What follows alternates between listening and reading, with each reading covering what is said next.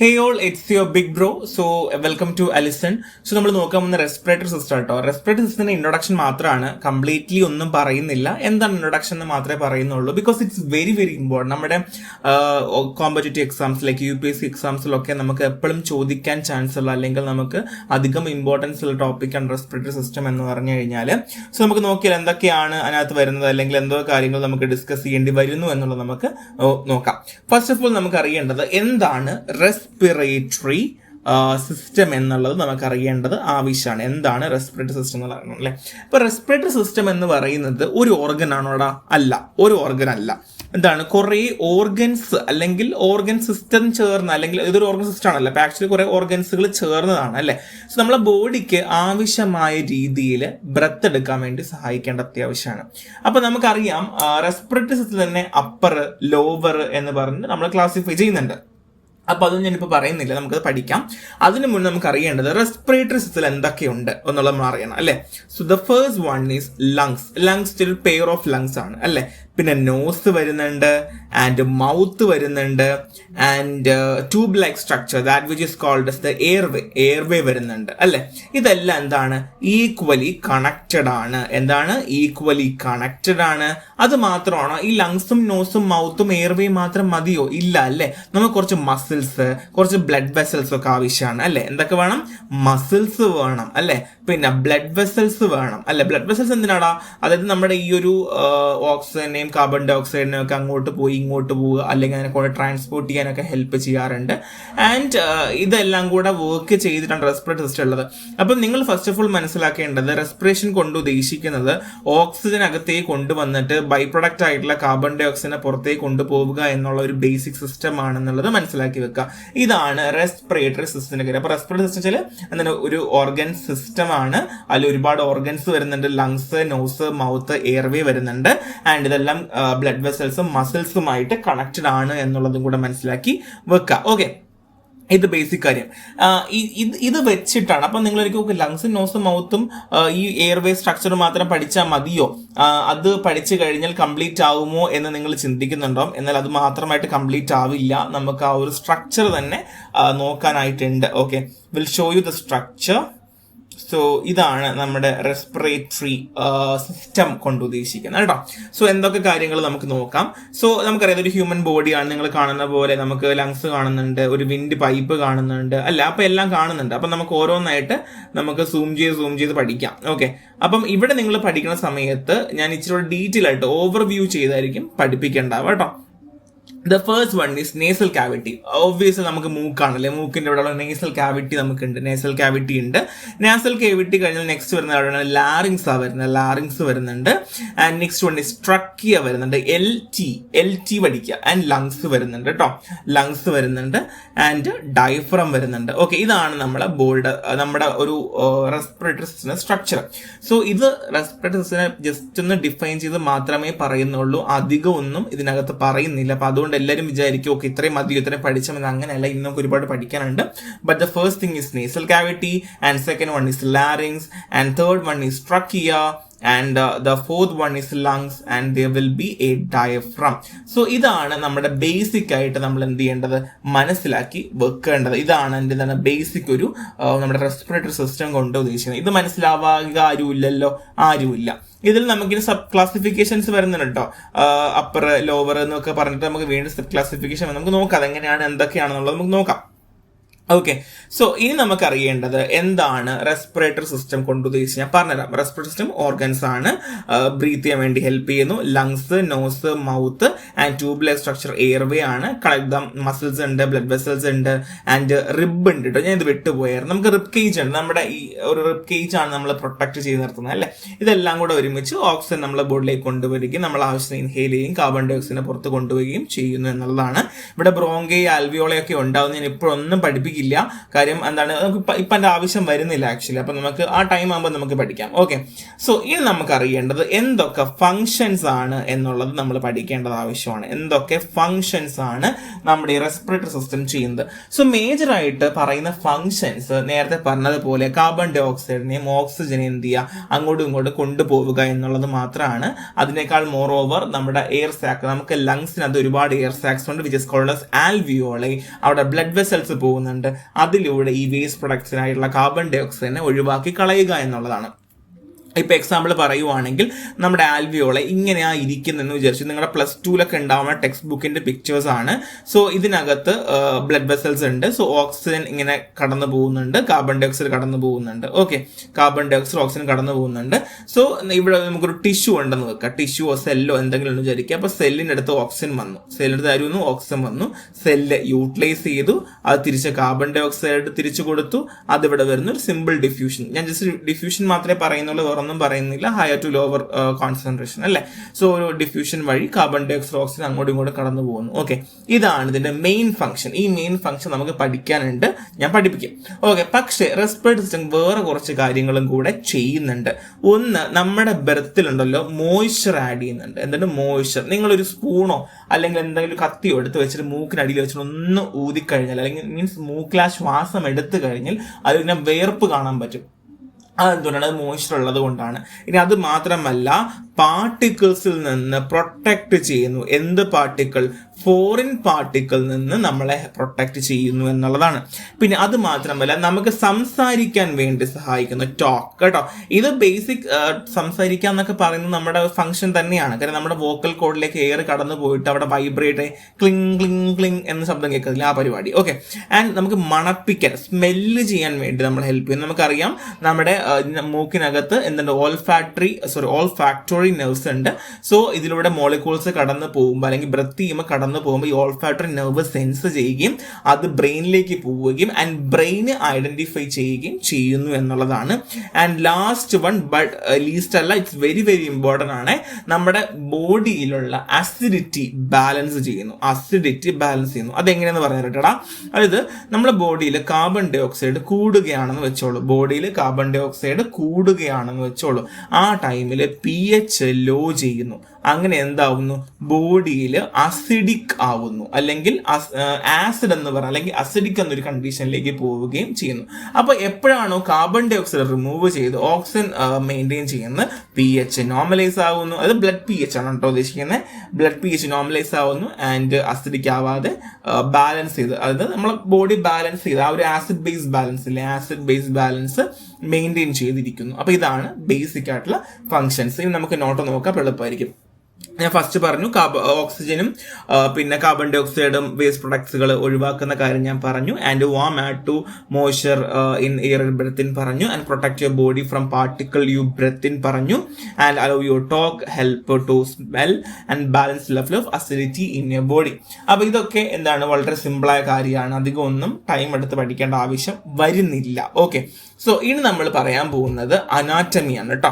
Anatomy. So നമ്മൾ already anatomy കുറച്ച് വായിച്ച് കഴിഞ്ഞു, അതുകൊണ്ട് കുഴപ്പമില്ല. The first one is nose and nasal cavity. Nasal cavity വിട്ടാലും കുഴപ്പമില്ല, നോസ് കൺസിഡർ ചെയ്യാം കേട്ടോ. The first one is nose and second one is mouth ഉണ്ട്. ആൻഡ് നേസൽ കാവിറ്റി ഉള്ളത് പോലെ തന്നെ എന്തുണ്ട്? ഓറൽ കാവിറ്റിയും കൂടെ ഉണ്ട്. അപ്പൊ നോസ് ഉണ്ട്, നേസൽ കാവിറ്റി ഉണ്ട്, മൗത്ത് ഉണ്ട്, ഓറൽ കാവിറ്റി ഉണ്ട്. And next one is sinus ഉണ്ട് കേട്ടോ. നമുക്ക് ഈ സൈനസ് ഒക്കെ ഈ ഭാഗത്തൊക്കെയാണ് സൈനസ് നോർമലി ഉണ്ടാവല്.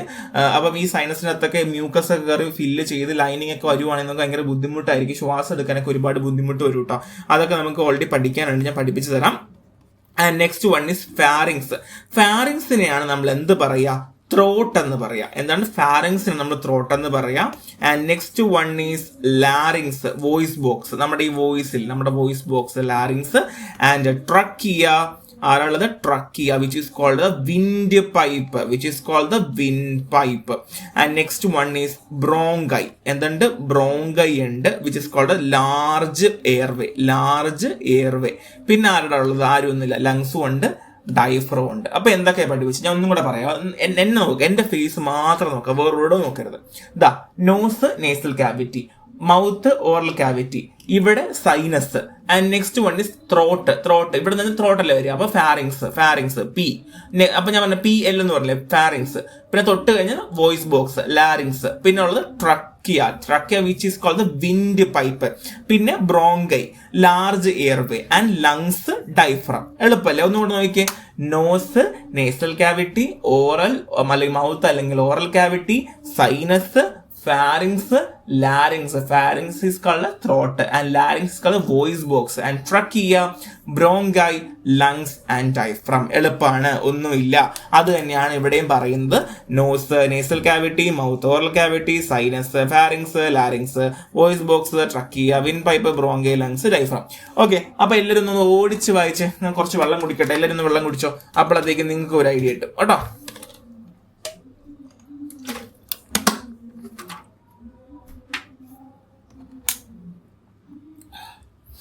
ഓക്കെ, ഇനി നമുക്ക് ഈ റെസ്പിറേറ്ററി സിസ്റ്റത്തിനെ അപ്പർ റെസ്പിറേറ്ററി സിസ്റ്റവും ലോവർ റെസ്പിറേറ്ററി സിസ്റ്റവുമായിട്ട് നമ്മൾ തിരിക്കുന്നുണ്ട്. Upper respiratory, lower respiratory. അപ്പൊ അപ്പർ റെസ്പിറേറ്ററി പഠിച്ചാൽ നിങ്ങൾക്ക് ലോവർ എളുപ്പമാണ്. അപ്പറിൽ എന്തൊക്കെയാണെന്ന് മാത്രം പഠിക്കുക. അപ്പറിൽ എന്തൊക്കെ ഉണ്ടാവും? നേസൽ ക്യാവിറ്റി ഉണ്ടാവും, അല്ലെ? നോസ്, നേസൽ ക്യാവിറ്റി, സൈനസ് ഉണ്ടായിരിക്കും, ആൻഡ് ലാരിങ്സ്, നമ്മുടെ ത്രോട്ട് വരെ ഉണ്ടായിരിക്കും. ആരൊക്കെ ഉണ്ടായിരിക്കും? നമ്മുടെ നോസ്, നേസൽ ക്യാവിറ്റി, പിന്നെ oral cavity, sinus and trachea. പിന്നെ ബാക്കി വരുന്ന എല്ലാം എന്താണ്? നമ്മുടെ ലോവറിലാണ് വരുന്നത്. ഈ സൈനസ് എന്ന് പറഞ്ഞാൽ നമ്മുടെ ചീക്ക്, ഫോർഹെഡിന് അവിടെ നിന്ന് ഹോളോ പാർട്ടിനെയാണ് നമ്മൾ എന്ത് പറയുക? നമ്മുടെ സൈനസ് എന്ന് പറയുക.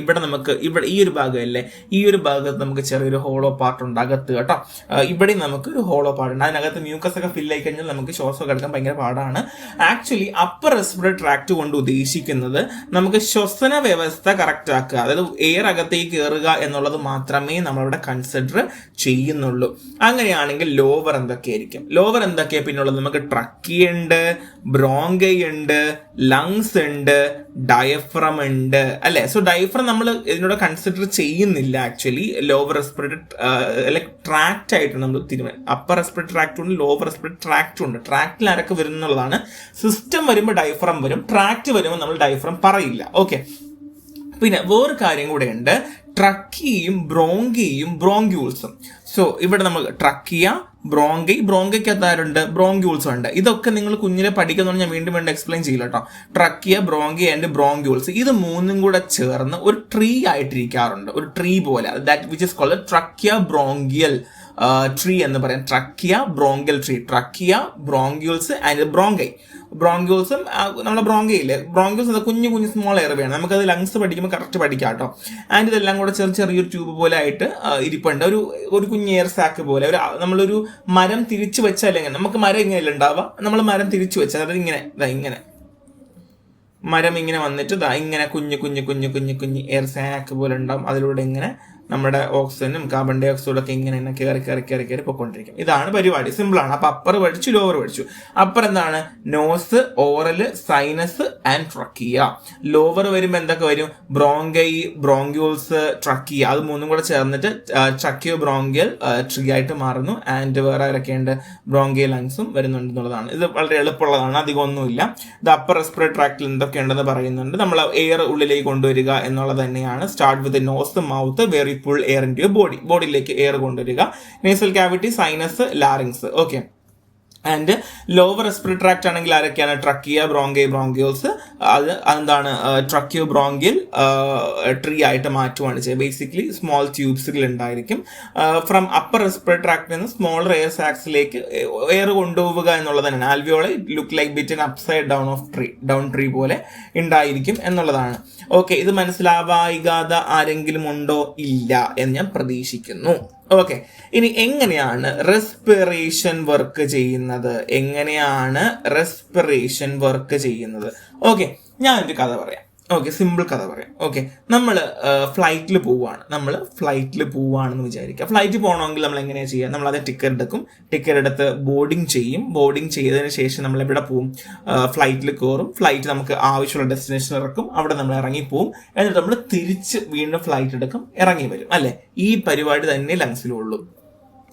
നമ്മളെ ബോഡിയിലുള്ള സെൽസ്, നമ്മളെ ബോഡിയിലുള്ള സെൽസുകൾക്ക് എന്ത് വേണം? എനർജി വേണം. എന്ത് വേണം? എനർജി വേണം.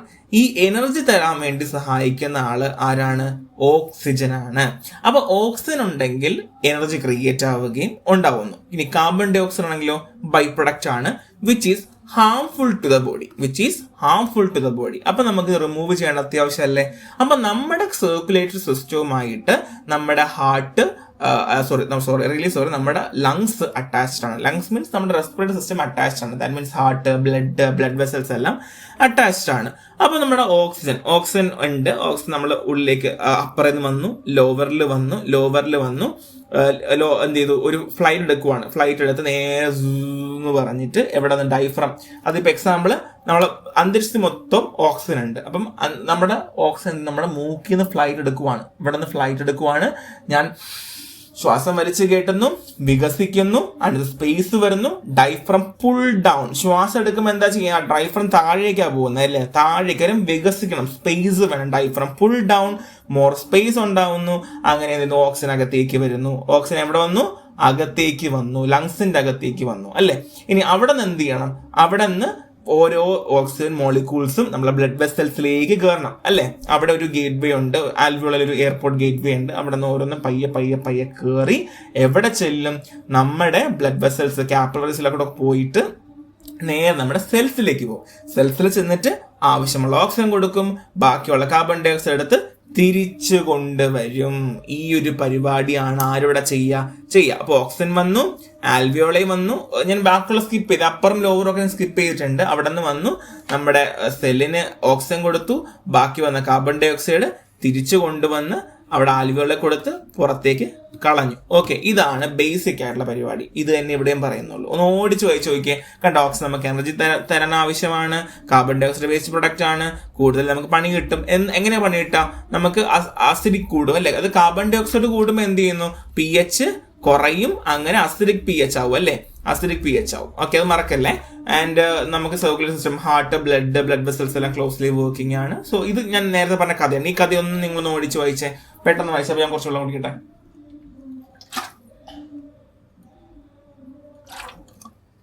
സെയിം തന്നെ, ഓക്സിജൻ ലൈക്ക് പ്ലെയിൻ പോലെ കയറുന്നു, ലങ്സിലേക്ക് എത്തുന്നു, അവിടെ സ്പേസ് ക്രിയേറ്റ് ചെയ്യുന്നു, ആൻഡ് അവിടെ ബ്രോങ്കിയോൾസ് വഴി പോകുന്നു, ആൻഡ് ആൽവിയോളിൽ എത്തുന്നു, അവിടെ നിന്ന് ലങ്സിലേക്ക് വരുന്നു. ഈ എല്ലാം സെയിം. അത് വലിയ സംഭവമുള്ള കാര്യമൊന്നുമല്ല. എല്ലാം ഇറ്റ്സ് വെരി വെരി ഈസി. ഞാൻ പറഞ്ഞില്ല, നമ്മുടെ ഈ അനാട്ടമി ഭയങ്കര എളുപ്പമാണ്. എനിക്ക് ഭയങ്കര ഇൻട്രസ്റ്റ് ആണ് കേട്ടോ, പഠിപ്പിക്കാനും ഇൻട്രസ്റ്റ് ആണ്. കാര്യം നമുക്ക് അതിനകത്ത് പറയുന്ന പല കാര്യങ്ങളും ഒക്കെ നമുക്ക് പെട്ടെന്ന് ക്ലോസ്ലി റിലേറ്റ് ചെയ്യാൻ പറ്റും. നമ്മളെ ബോഡിയെ പറ്റിയാണ് പഠിക്കുന്നത്, വേറെ ആരുടെ ഒന്നും അല്ല പഠിക്കുന്നത്. അതുകൊണ്ട് എളുപ്പമാണ്. സോ കാർബൺ ഡൈ ഓക്സൈഡ് എങ്ങനെയാണ് നമ്മൾ കളയുക എന്നുള്ളതാണ് അടുത്ത് പറയാവുന്നത്. കാർബൺ ഡൈ ഓക്സൈഡ് സിമ്പിൾ ആണോ? ഒന്നുമില്ല. നമുക്ക് ഓക്സിജൻ ഓട്ടോമാറ്റിക്കലി കൂടുന്ന സമയത്ത് എന്ത് ചെയ്യുന്നു? തിരിച്ച് ലങ്സിലൂടെ തന്നെ കാർബൺ ഡൈ ഓക്സൈഡ് ഇറങ്ങി പോവുകയാണ് ചെയ്യുക.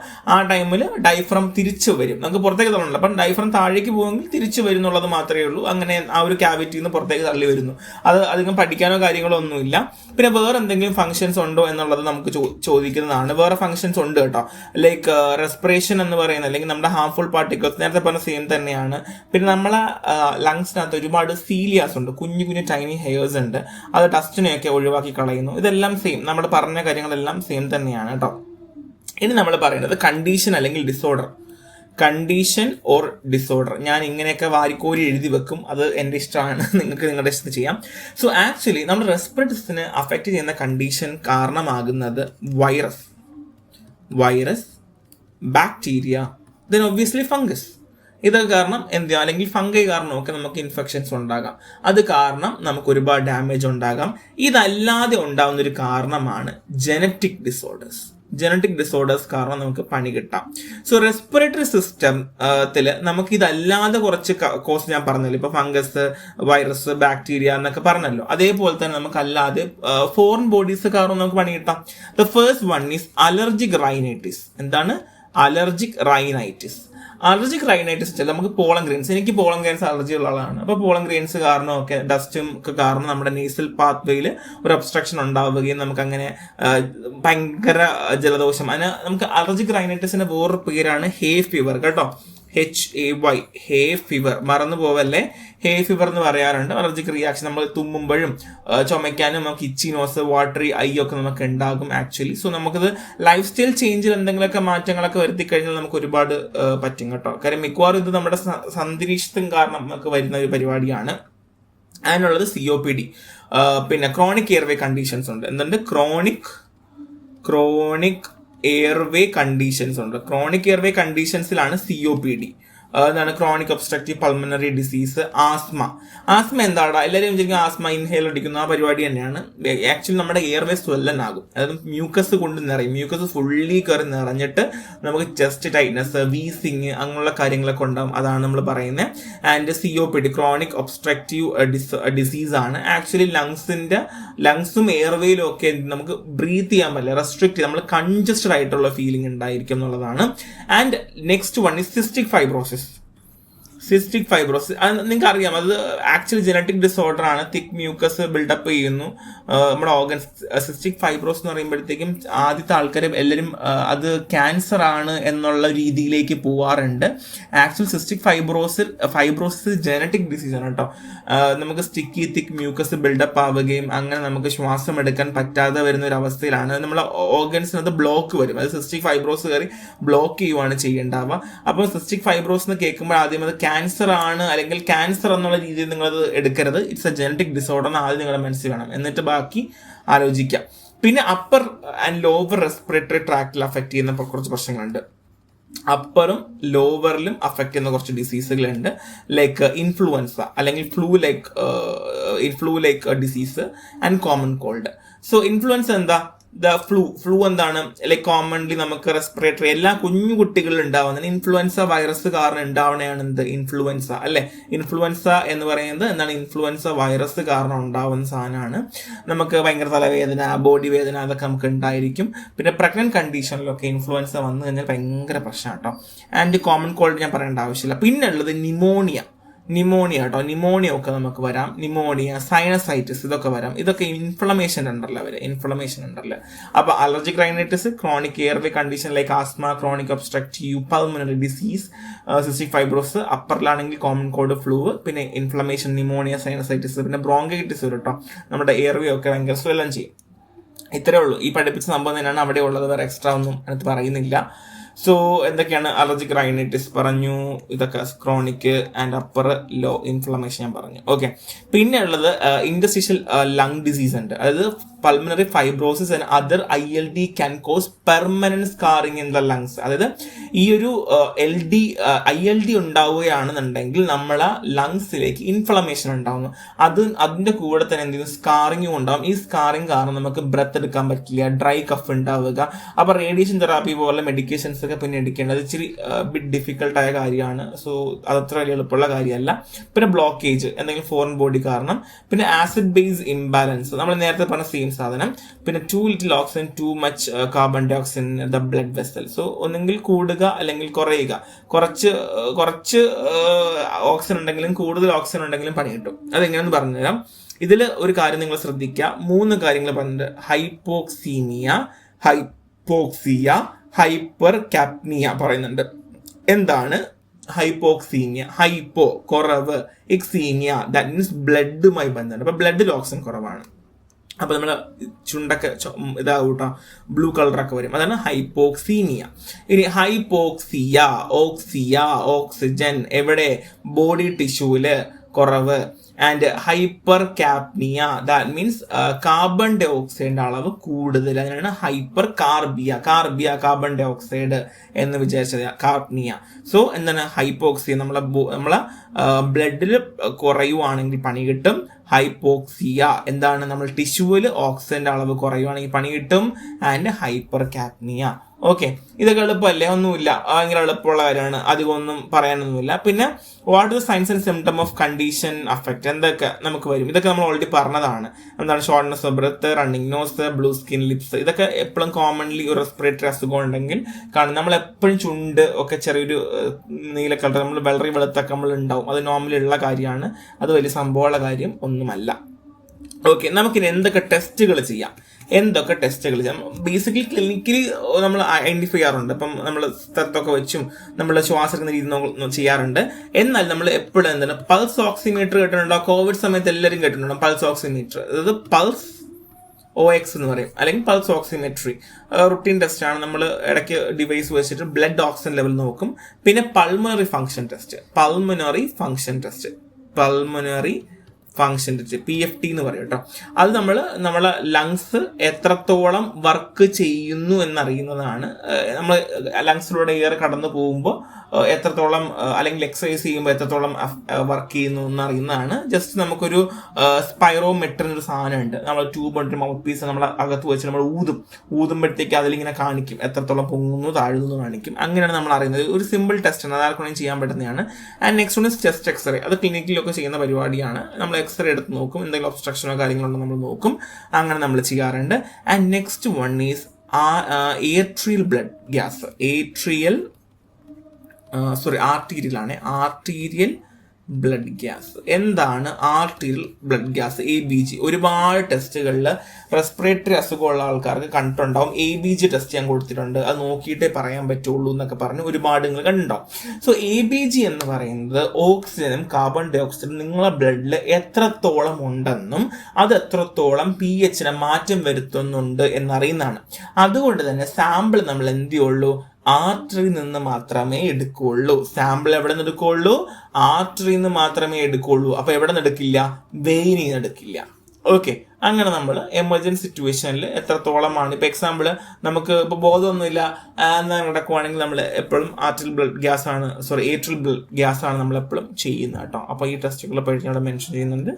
Pulse oxy, pulmonary function test, chest x-ray, atrial blood gas. So next നമ്മൾ പറയുന്ന കോമൺ ട്രീറ്റ് ചെയ്യുന്ന എന്തൊക്കെ മരുന്നുകൾ കൊടുക്കാറുണ്ട് എന്നുള്ളതാണ്. അപ്പോൾ നമുക്ക് അനാട്ടമി ഫിസിയോളജിയിൽ മരുന്നുകൾ പഠിക്കേണ്ട ആവശ്യമില്ല, പക്ഷെ മനസ്സിലാക്കി വെക്കാം. Corticosteroids, anti viral, antibiotic, anti fungal, ഇത് ഇൻഫെക്ഷൻ ആണെങ്കിൽ, anti histamines, leukotriene modifiers, pulmonary rehabilitation നമുക്ക് ചെയ്യാം അല്ലേ. നമുക്ക് വേണമെങ്കിൽ നമുക്ക് റീഹാബ് ചെയ്യാം എന്നുള്ളതാണ്. And surgery for the tumour or other blockage, എന്തെങ്കിലും ബ്ലോക്കേജ് ഉണ്ടെങ്കിൽ അത് നമുക്ക് surgical remove. And lung transplant. So lung transplant ഒക്കെ ലാസ്റ്റ് ചെയ്യുന്ന കാര്യമാണ്. അത് എല്ലാവർക്കും ചെയ്യാറൊന്നുമില്ല. ഒരു 3 മുതൽ 6 മാസമൊക്കെ ആകുമ്പോഴത്തേക്കും ഒരു ഗുഡ് ക്വാളിറ്റി ലൈഫ് അവർക്ക് മെയിൻറ്റെയിൻ ചെയ്യാനായിട്ട് പറ്റും. ഇത്തരത്തിലുള്ള ഒന്നുമില്ല. ഇത് ജസ്റ്റ് റെസ്പിറേറ്ററി സിസ്റ്റം എന്താന്ന് പറയുന്ന ഒരു ചാപ്റ്റർ മാത്രമാണ്. അധികമായി വലുതായി നിങ്ങൾ കാട് കയറി പഠിക്കേണ്ട, മനസ്സിലാക്കി വെക്കുക എന്നുള്ളത് മാത്രമേ ഉള്ളൂ. സോ നെക്സ്റ്റ് ക്ലാസ്സിൽ കാണാം. Thank you.